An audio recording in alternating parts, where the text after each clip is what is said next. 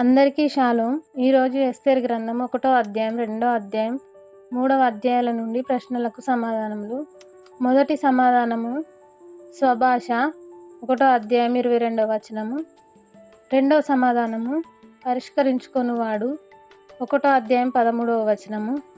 మూడవ సమాధానము అతని మాటకు లోబడుచుండెను 2వ అధ్యాయము 20వ వచనము. నాలుగవ సమాధానము ఇంపైనది 2వ అధ్యాయం 9వ వచనం. ఐదవ సమాధానము యవనులగు 2వ అధ్యాయం 2వ వచనము.